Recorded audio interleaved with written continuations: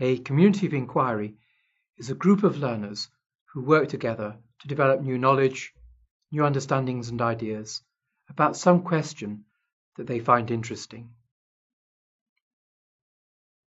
In legal education, for example, a group of students might carry out a research project together. They formulate the question, research, brainstorm, and finally come up with a finished product, an article or presentation. Students are engaging in real research. They're actively engaged in the core business of the university, the production and dissemination of knowledge. Students learn critical thinking and research skills by putting these skills into practice. They learn by doing. Students come to have a deeper appreciation of how to research and think critically. Communities of inquiry have a process that guides and structures collaborative research work. In another video, we explain the practical inquiry model, which is one description of this process.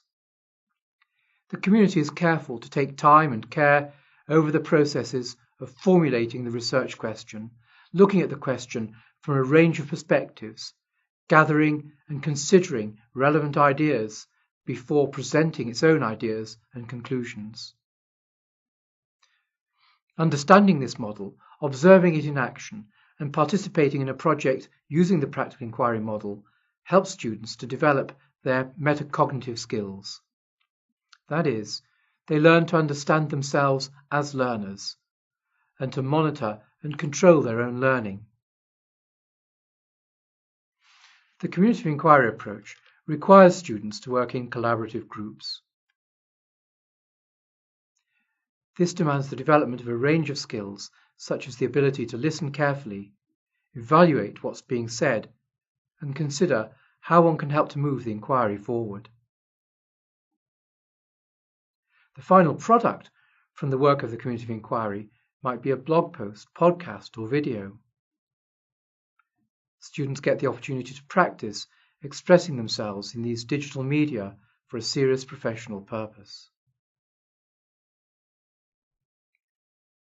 Blog posts, for example, are a distinctive genre with their own criteria in terms of length, structure, and the way of addressing the reader.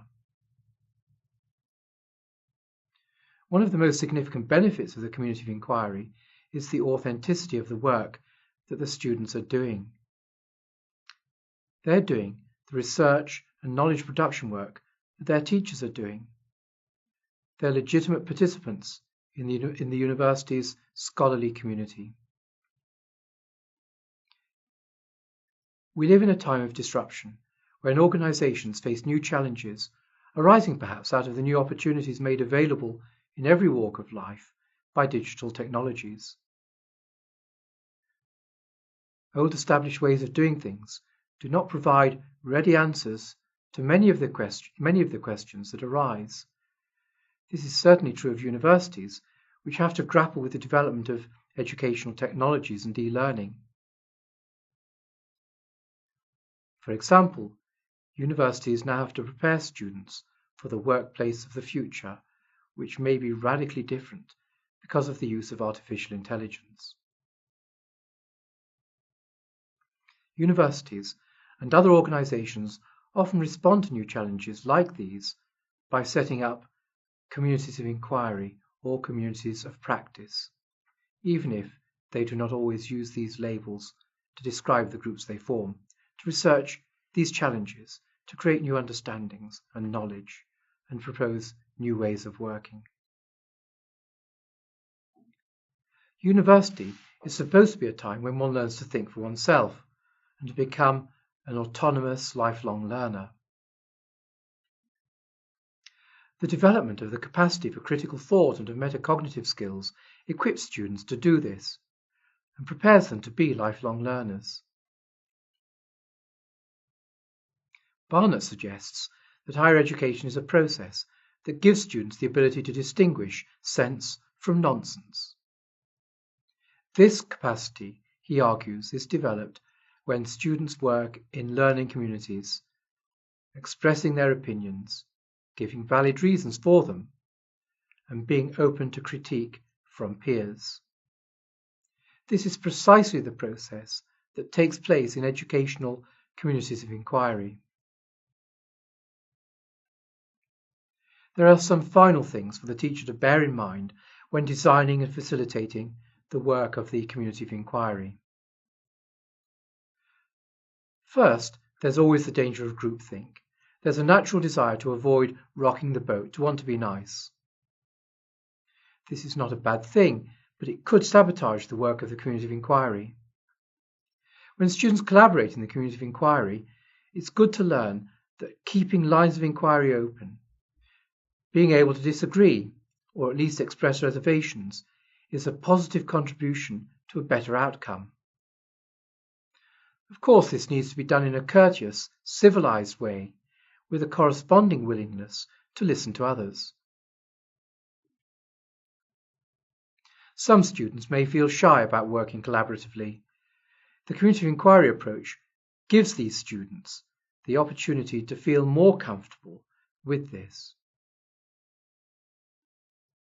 One of the tasks of the teacher and of the group as a whole is to develop what is known as social presence.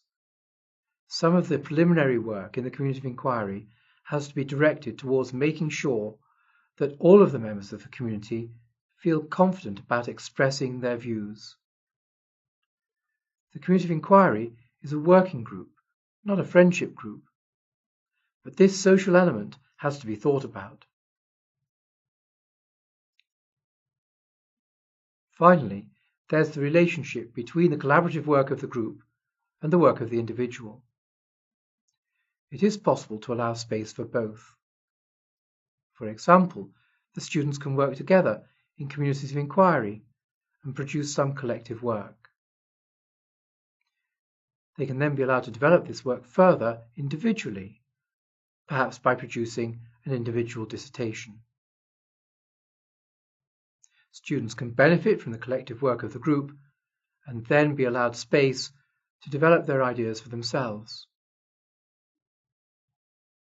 This is one possible way of managing the dynamic between the social and individual aspects of learning in the community of inquiry.